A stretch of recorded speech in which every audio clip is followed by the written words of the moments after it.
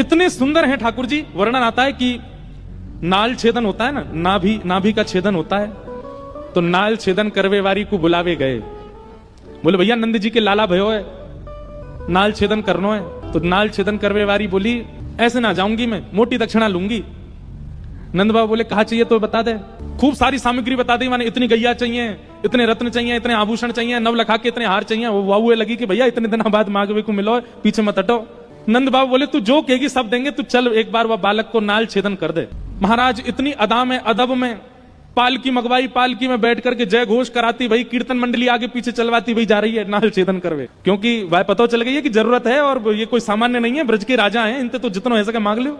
जैसे ही उतरी पालकी में थे, नंद बाबा तो कह रही है, जैसे आजकल लोग कहते थे ना 50% पहले दे दो। नंद बाबा तो कह रही है पहले मैंने जितना बताया हो वाको आधो पहले दो, तब भीतर जाऊंगी। नंद बाबा बोले अरे मैया तू चल तो सही, सब देंगे तो को। इतनी उमड़ घुमड़ के, इतनी अदा में, इतने अभिमान में चल करके आ रही है।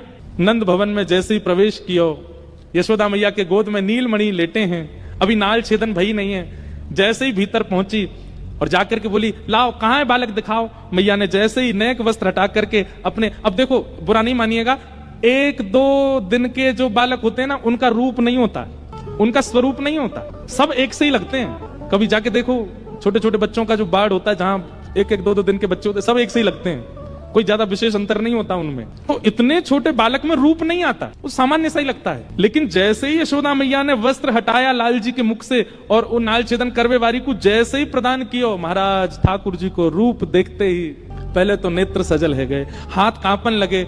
जैसे ही ठाकुर जी वाकी गोद में पधराए, इतनो प्रेम उमड़ गयो, इतनो आनंद उमड़ गयो वाके चित्त में, नेत्रन से अविरल अश्रुधार गिरने लगे।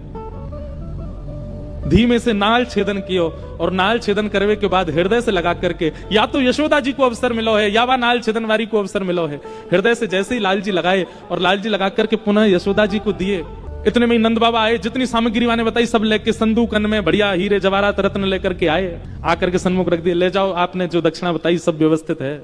चरणन में गिर गई नंद बाबा के, बोले कछु ना चाहिए, बस एक दक्षिणा दे दो। बोले कहा जब तक आपको लाला या ब्रज में निवास करे और जब तक मेरे प्राण हैं तब तक नित्य सवेरे अपने लाला के दर्शन को अवसर मुझको दे दो, बस यही दक्षिणा चाहिए और कुछ नहीं चाहिए। रोज आऊंगी और रोज आकर के आपके लाला को देखूंगी, बस यही एक मुंह को दक्षिणा दे दो और कछु नहीं चाहिए। मतलब विषय का चिंतन करके आई थी, पर ठाकुर जी के संपर्क में आते ही विषय छूट गया, दर्शन प्रारंभ हो गए।